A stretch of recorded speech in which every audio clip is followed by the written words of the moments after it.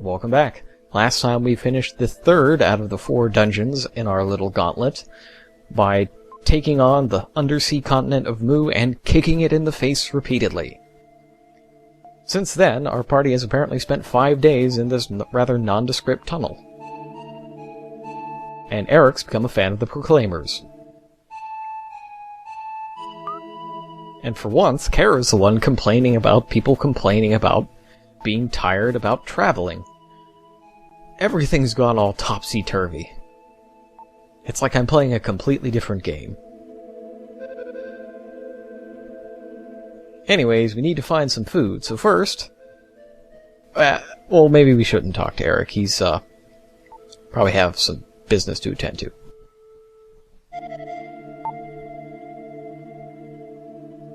Honestly, Lily's comment there kind of creeps me out.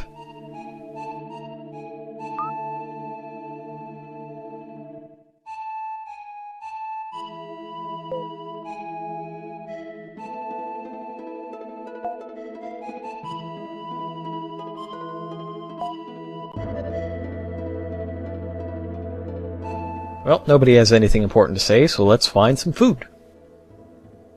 Oh hey, it's shrooms! I'm sure nothing will go bad if we eat those.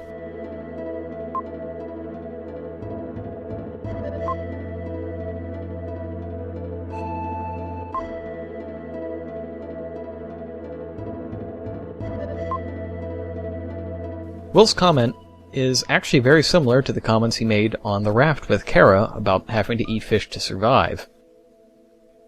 In fact, we'll see a lot of comments during this particular span that are also very similar. It's actually, in a way, it's pretty much the same scene as the drifting one, except with everybody instead of just Will and Kara.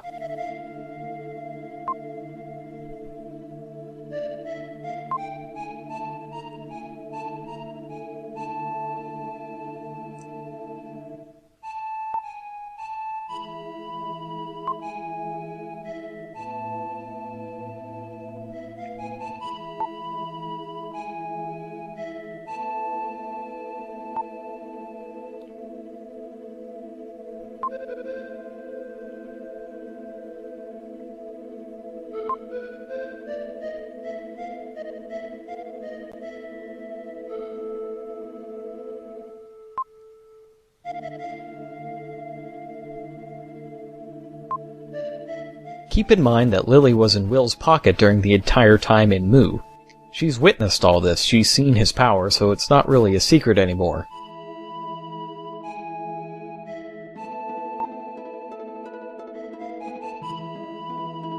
So I know there were people who were wondering, but that's the explanation the game gives us.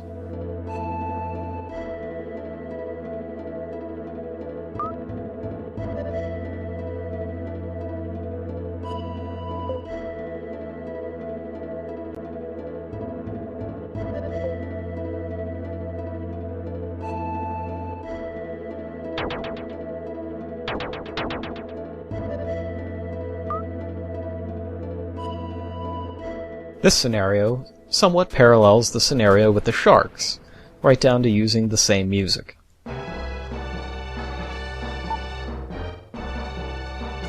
And Riverson, of course, started the whole drifting thing by smashing the Incan gold ship.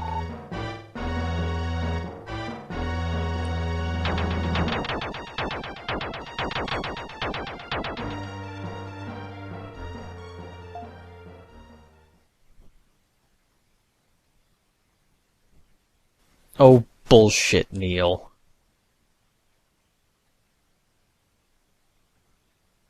Of course, I probably spoke too soon, knowing that Neil is a walking plot device. It could in fact be Morse code.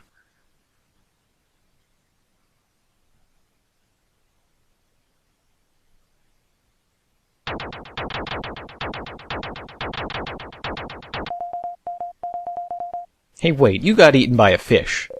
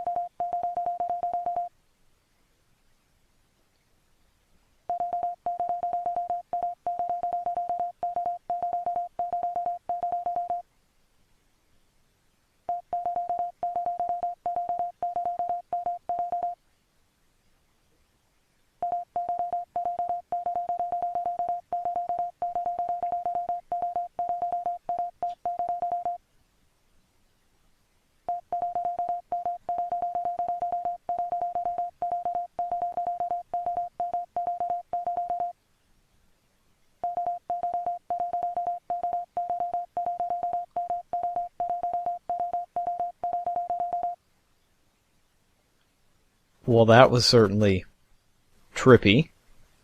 Your Honor, I'd like to withdraw my previous charge of bullshit and reduce it to shenanigans.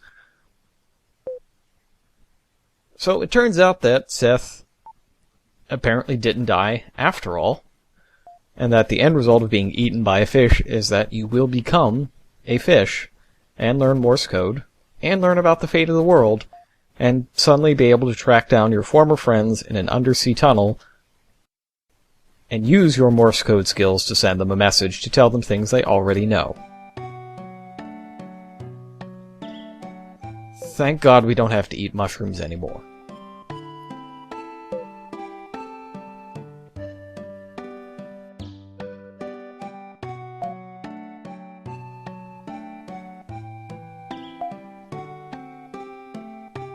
Come now, Neil. Just because you were right about the fish being Seth doesn't mean that there are actually angels around. That's just shenanigans.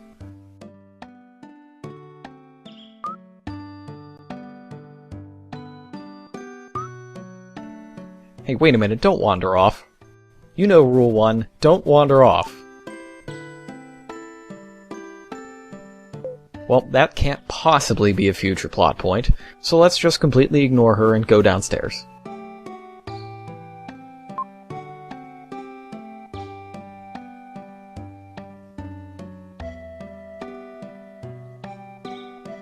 Now, before we talk about angels, let's talk about hormones first. Lance's just kicked in over the last month.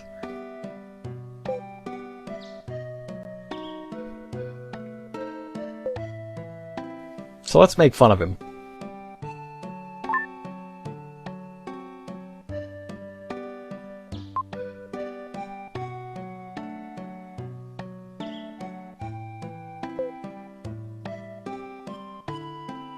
Note that these are literally children, going around and killing monsters and being shipwrecked and the like. Number 3 will end in pain for Lance.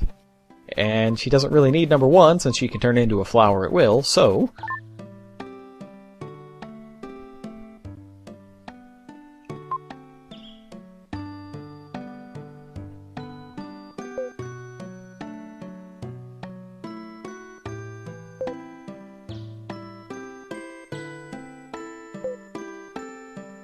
Well, Will certainly gave him the right idea, but I'm not certain that his execution is going to be up to snuff.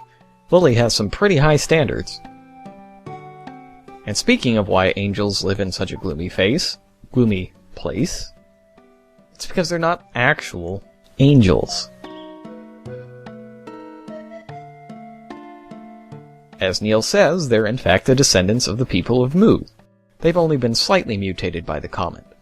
If we remember from talking to Rama and his crew, many of them escaped and built the undersea tunnel that we just walked through. So let's see if we can find Kara. Surely somebody has seen her.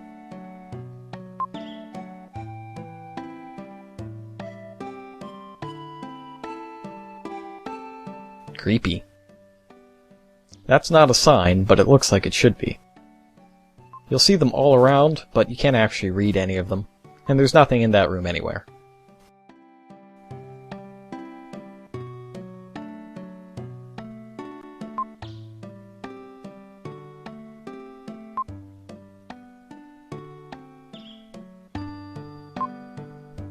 Alright, so they're Vulcan vampires. Got it. And look at that, there's that kick-ass sliding animation. Let's see that again. Oh yeah.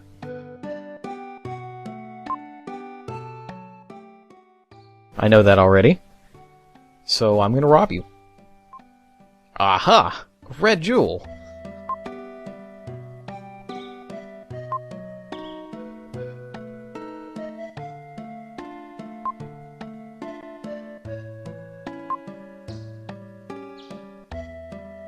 I wonder what he means by lost.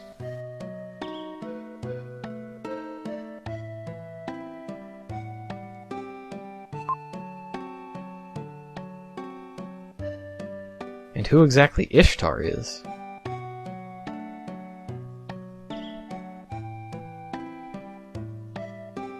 You know, I'm beginning to get the distinct impression that something is seriously wrong in this village, and that Kara might be mixed up with it.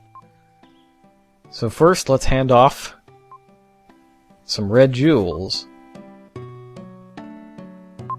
and get a new power. For 20 jewels, we got the Psycho Power upgrade. And what that does is boost the power of our Psycho Dash so that it does more damage. Specifically, it's a power-up you get so that it does more damage than the Psycho Slide for one hit. So I can Psycho Dash into something and hit them for more than slide tackling somebody and hitting them exactly once would do. Of course, that's useless considering that you Psycho Slide into people more than once. In any case, I'm pretty sure that a lot of shit's about to go down, so let's save and reconvene next time.